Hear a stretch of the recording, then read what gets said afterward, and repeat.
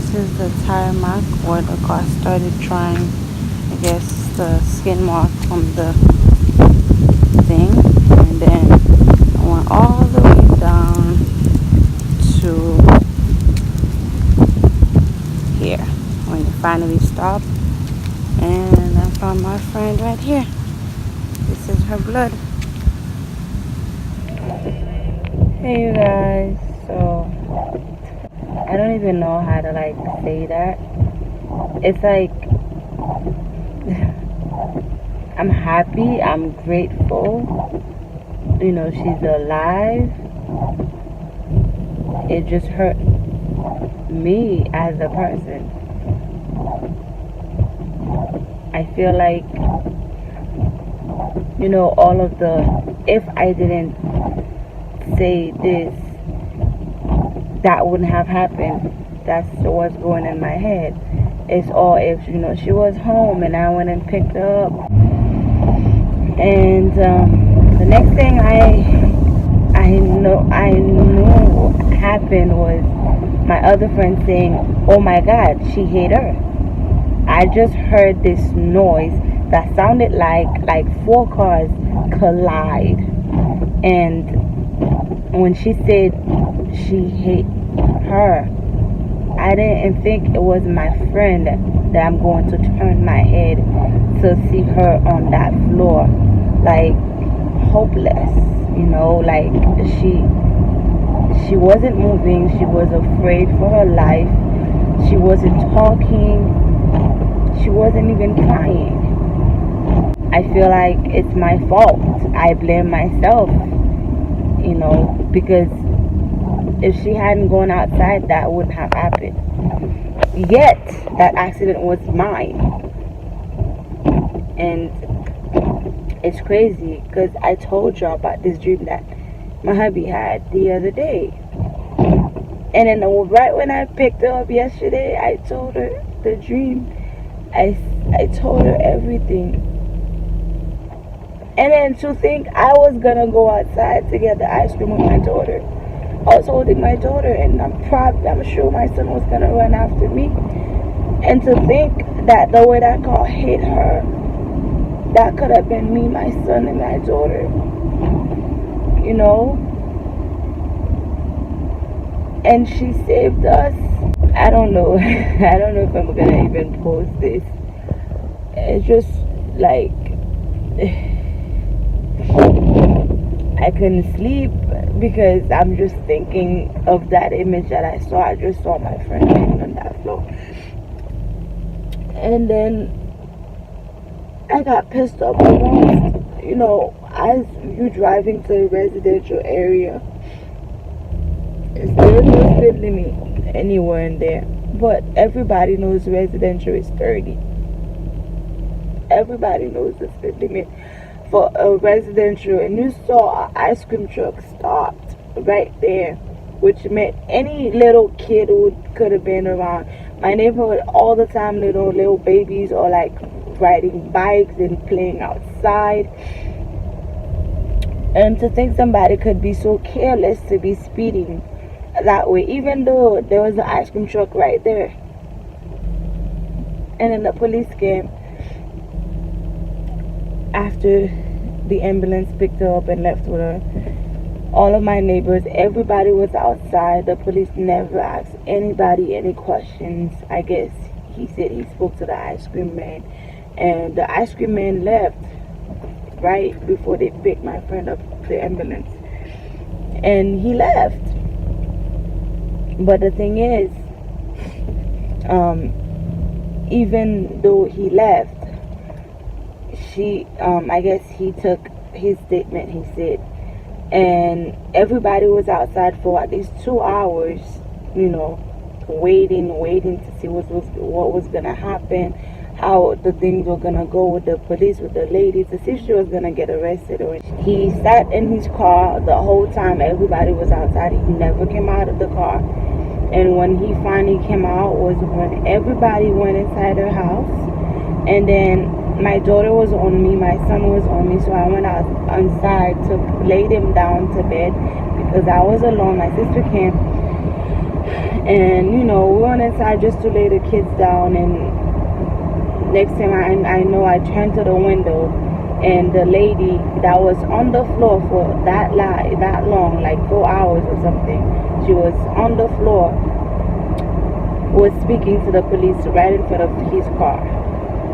And I came outside, they of course came towards me, and he said to me, "What's her number?" I said, "You need her number." I gave the number, and he said to me while he's writing the number down, he said to me, "Your friend is at fault for crossing the street. She's at fault. Even though she just almost lost her life, she's at fault." And I said, "Say what?" He said, "Yes, she's wrong because she was dodging." I could not believe those words. And I said, "How is she at fault?" If, when you're driving, if somebody's crossing, you didn't see them, they would have to be hit from your driver's side. If you didn't see them, they would have been hit right on the driver's side or right in the front of the car, which is like in the middle right there. But she wasn't hit until all the way to the passenger side. So you gonna plead that you didn't see her? You said to me, "I'm sorry. I tried to stop, but I couldn't."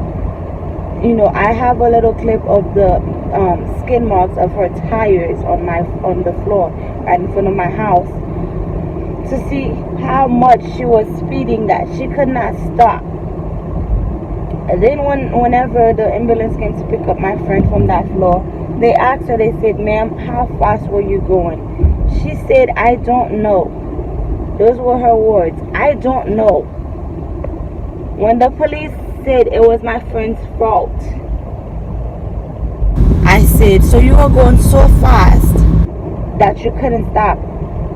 So how fast were you going?" She said to me, "Maybe 15 miles per hour." Now, everybody knows if you drive on school zone, when you're doing 15 miles per hour. That's why the speed, for school zone when kids are walking around, is freaking 15. That's because you can make a stop that quick, okay? And nothing would just chip on nothing would happen if it was 15, even if it was 35. The police said to me, "She had the right of way, and your friend is wrong." Then he proceeded to say, I said, "So she's not even gonna get a ticket for speeding in a residential where babies and kids are running around all the time? This early, it's 4 o'clock now. It's 4 p.m. Bright lights outside right now. It's 4, and you see how bright it is. And it's a little gloomy because it's about to rain. But bright light outside.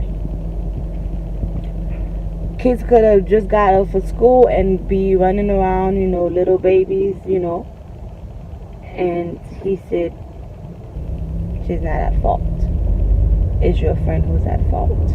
I said, "So the skin mark, that long ass skin mark that's on the floor, that's not a proof?" He says, "No. The only way that we would have to measure those skin marks to see how fast she was going was if your friend was dead." So no tickets for her. She walked out as a free woman.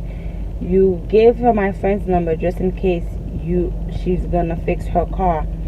The lady knew she was so dirty to the point where whenever the police got there, she basically gave up. She just opened up her arms and gave her keys away. They did not take her keys. The first officer looked at the key and gave it back to her. And now you're trying to tell me that my friend is wrong. That if there was a ticket to be given, it should have been her. that's on that floor hurt. It should have been her. And then he proceeded to say, you guys are lucky I'm not going to the hospital where she's at to give her a ticket. It was almost like he was defending the woman that was wrong for driving as fast. So it's like everything we had said to that man, he was going to make up an excuse as to why my friend is wrong. He was going to find a way to defend her, the lady, the driver, no matter what. At this point, I was like, wait, do they have a relationship? What is it? That's the only way I seen it.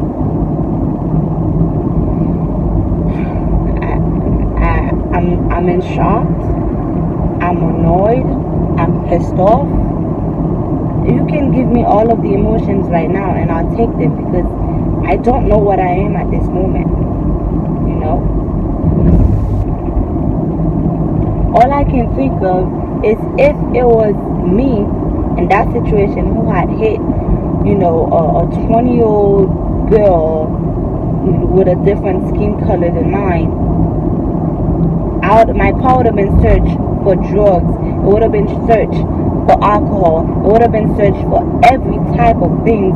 Then, before you know it, while I was sitting on that floor, I would have been handcuffed. My car would have been towed. Okay? That's all I can think of. You know, that's the reality of this country. So, does it make me mad? Yes. But you know what?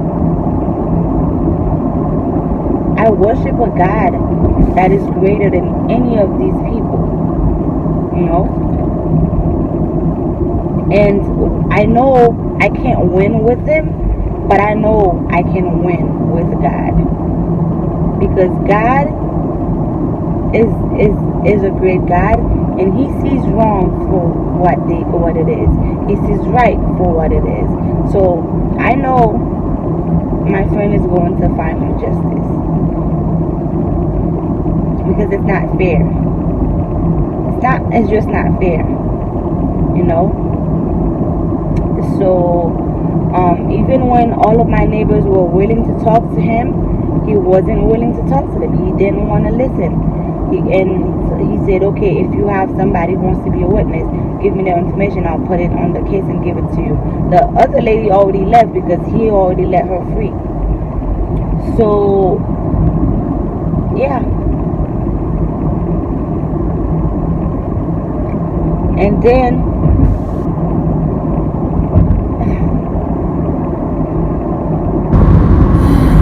that's why I told myself, whenever I can find another place to live on earth that is, you know, gonna see right for what it is, then that's what I'm gonna find, I'm gonna do. And I don't know. That's why I didn't post, because I was in shock. I didn't vlog. You know, I should have been recording everything that was said. Yet my phone was dead at the wrong time. My phone died like right after the thing happened. You know, they picked up my friend, and then I'm by myself while I should be recording everything. And guess what? My phone died. I haven't seen her since yesterday. You know, I have the kids, and at this point my car seats are uninstalled. The dream my husband had was for me. I said I'm not gonna drive with the kids. I didn't drive to the hospital to go see her. And whenever my husband got home around 3 something, I wanted to go see her, but she was sleeping. I'm heading to her right now. I bought her some food, and I'm going to the store, maybe the gas station. I should be able to find it there. But I'm gonna go to like a store and grab her some juice and some medicine so she can take, because they didn't prescribe her any medicine and she's in pain, I know.